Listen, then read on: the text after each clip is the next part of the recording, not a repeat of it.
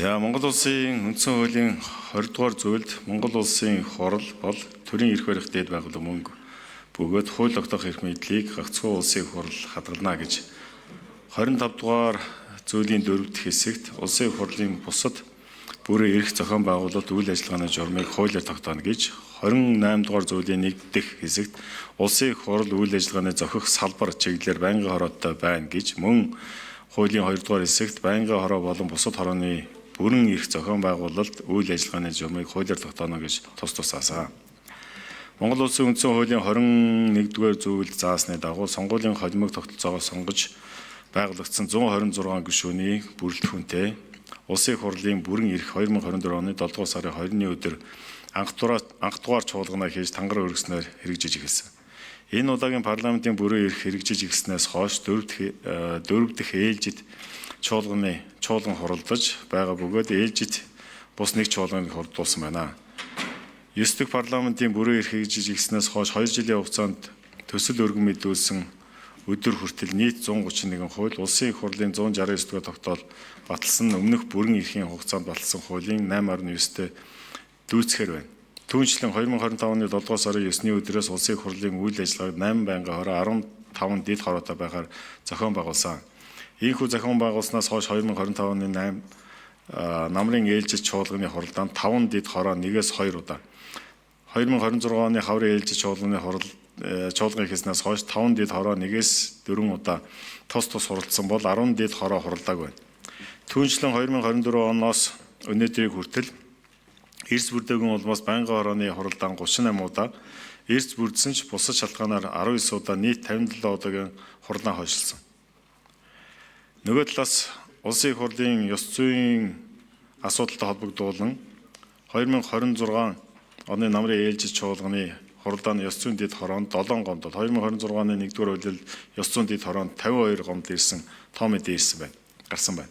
Иймд хууль санаачлагч бидний 12 гишүүн улсын их хурлын гишүүдийн чуулганы хуралдааны эрс санал хураалтанд оролцож буй байдал парламентын хэлцэж буй асуудлаар улс төрийн зөвшөөрлийг хангах гишүүний ёс зүйн асуудал улсын хурлын үйл ажиллагааны үр нөлөөтэй байдал онцгой анхаарч Монгол улсын үндсэн хуулиар хүлээлгэсэн онцгой бүрэн эрхээ үр дүнтэй хэрэгжүүлэх бодит хэрэгцээ шаардлага үүссэн бөгөөд энэ иргэдийн төрд итгэл парламентын ард түмэнд нэр хүндэд шууд нөлөөж байна гэж дүгнэлээ.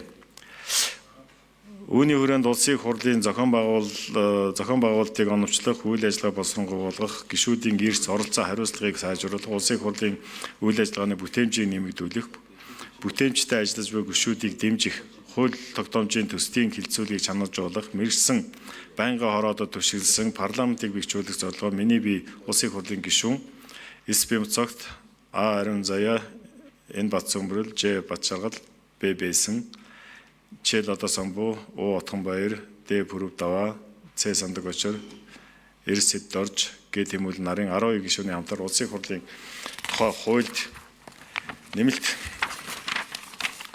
өөрчлөлт оруулах болон хамт өргөн мэдүүлсэн төслийг болсууж 2026 оны 5 дугаар сарын 13-ны өдөр улсын их хурлд өргөн мэдүүлсэн билээ. Хуулийн төсөл хүчин төгөлдөр үйлчилж буй Монгол улсын их хурлын тухай хуулийн нийт заалтын 40.1% буюу 263 заалтыг хүндсэн бөгөөд гол төслийн гол зохицуулалтыг багцлан танилцуулъя. Үүнд 1. Улсын их хурлын үйл ажиллагааны зохион байгуулалтыг оновчлох хүрээнд улсын их хурлын зохион байгуулалтыг аюулгүй байдал гадаад бодлогын байгаль орчин уур амьсгалын өөрчлөлтийн боловсрол соёл шинжлэх ухаан спортын өргөдлийн төрийн байгуулалтын төсвийн хууль зүйн хүний эрхийн хүн сүдэн аж ахуй хөнгөн үйлдвэрийн цахим хөгжил оюуны бодлогын эдийн засаг эрүүл мэнд нийгмийн бодлогын 11 гэсэн 11 байнгын хороотой байхад боловсруулж эрхлэх асуудлыг хуваарлаа. Байнгын хорооны хороонд харьяанд ажиллах дэд хороодыг эрхлэх асуудлын ялгаа цагийг тогтоож байнгын хороодын эрхлэх асуудлын тодорхой хэсгийг дагнан хариуцуулахаар тусгай хяналтын улсын их хурлын гишүүний халдсгүй байдлын ёс зүйн төсвийн зардлын хяналтын хууль сахиулах ажиллагааны тухай тусгай хяналтын хүний эрхийн доктортой хөгжлийн зорилтын нийт 7 дэд хороотой байхаар төсөл болсууж дэд хороодын тоог 8-аар цөөлөв. Байнгын хороог 11 болгосонтой холбогдуулан байнгын хорооны бүрэлдэхүүнийг хуульд нийцүүлэн нэг байнгын хороо 21 гишүүний бүрэлдэхүүнтэй байхаар тогтоож Асуудал хариуцсан сайд нь холбогдох байнгын хорооны бүрэлдэхүүнд орох асуудлыг нээлттэй үлдээлээ.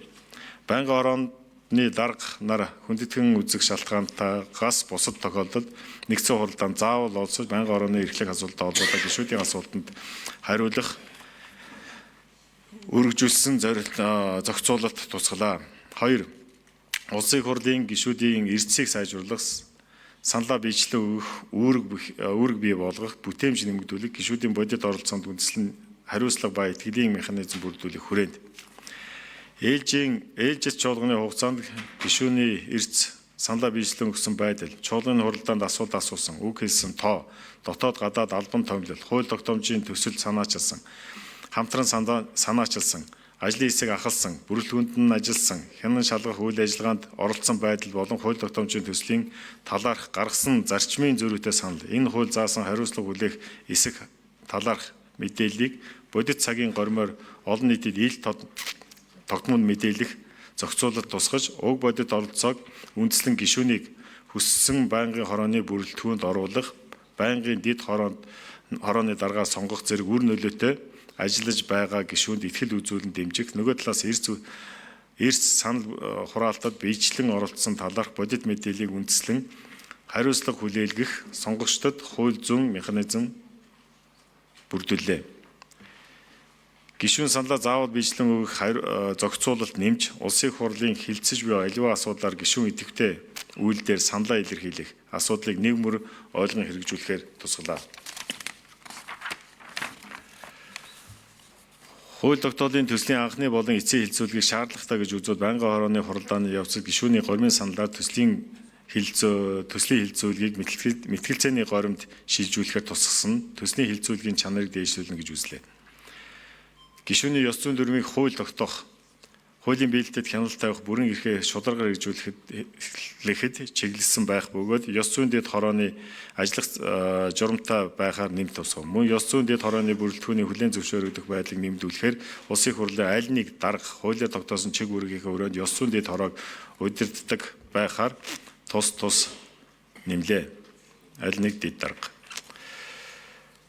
Улсын их хурлын эргэх холбоо хүртээмж ил тод байдлыг сайжруулах, сонгогчдод мэдээллийг тогтмол хүргэх тогтолцоо бүрдүүлэх хүрээнд улсын их хурлын даргыг сонгох хуралдааны хилцүүлэгтээ явуулахаар улсын их хурлын үйл ажиллагаанд тусгай хэрэгцээд иргэдийн мэдээлэл авах, хууль заасан тохиолдолд оролцох боломжийг хангах үс хүртээмжтэй байх. Улсын их хурлын мэдээллийг нийтэд дамжуулахдаа дохионы хэл, товч бичгэн тайлбар зэргийг оруулж тусгай хэрэгцээд мэдээллийн иргэдийн мэдээлэл авах оролцох хүртээмжийг хангахаар иргэн байгууллагаас ирүүлсэн санал хүсэлтийг судлан шийдвэрлсэн байдал, түүний мөрөөр авч хэрэгжүүлсэн арга хэмжээ, шийдвэрийнхээ талаарх мэдээллийг нэгтгэн сар бүр тогтмол мэдээлдэг байх тогтолцоог бүрдүүлэхээр шаардлагатай гэж үзвэл хуулийн төслийн талаар улсын их хурл цахим хуудас төрийн үйлчилгээний нэгдсэн систем, харилцаа холбооны хэрэгслээр иргэдээс санал авах боломжийг нэмэгдүүлэхээр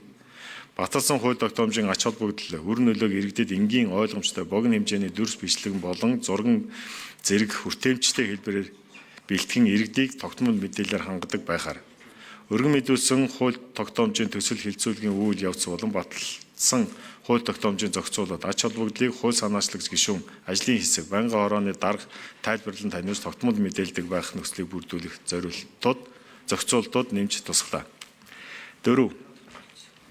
Улсын их хурлын хилцэж буй асуудлаар улс төрийн зөвшөөрлийг хангах, парламентыг үл хүндэтгэх үйлдэлд хариуцлага тооцох бодит механизм бүрдүүлэх хүрээнд хилцэж байгаа аливаа асуудлаар улсын их хурл дахь улс төрийн зөвшөөрлийг хангах арга хэмжээ авахыг улсын их хурл дахь нам эвслийн бүлгийн дарга нарт үүрэг болгохоор хуралдаан даргалагч улсын чуулганы хуралдааны явцад парламентыг үл хүндэтгэсэн үйлдэл гаргасан этгээдэд холбогдох хариуцлага хүлээлгэхээр томилох эрх үхий этгээдэд албан бичиг илгээх, томилох эрх үхий этгээд авч хэрэгжүүлсэн арга хэмжээний талаарх хариу хуралдаан даргалагчид албан бичгээр ирүүлнэ. Ийхүү ирүүлсэн албан бичгийг хуралдаан даргалагч холбогдох хуралдаанд уншиж танилцуулах зохицуултыг тус орууллаа. За баярлалаа.